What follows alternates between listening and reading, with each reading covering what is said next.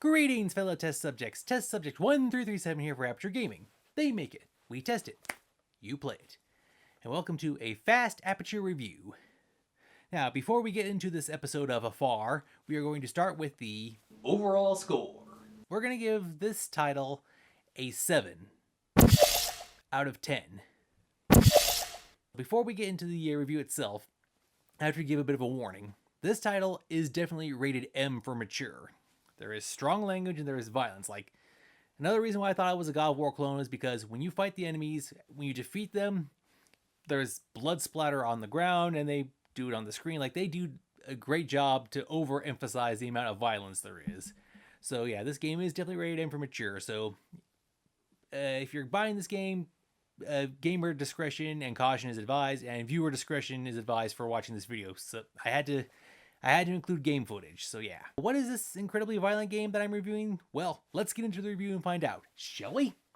The name of the game is Captain Blood, and it is based on the works of early 20th century writer Raphael Sabatini. It was developed by Seawolf Studios and General Arcade. It was published by SNEG.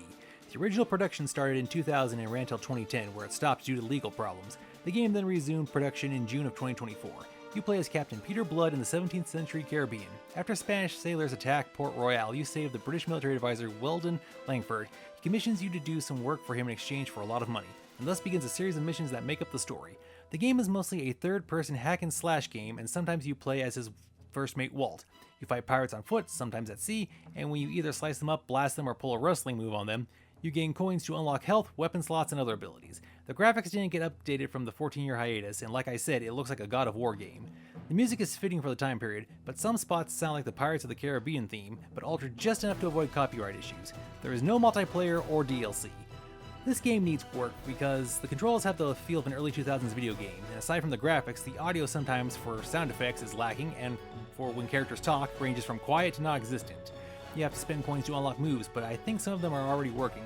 When I looked at one of them I had bought, the purchase option was available for me to buy it again? The game has had an uphill battle, with how long it took to make and then release. The upside is how much it is priced. The team behind this game made the statement that this game is, quote, a product of its time, end quote. So while it is new, it has the look and feel of retro. It is a buy leaning towards renting. Well, that's all the time we have for this episode.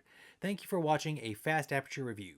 Until next time, this has been Test Subject 1337 saying thank you for watching and game on. Until next time, please be sure to like, comment, share, and subscribe. Thank you very much, and have a nice day.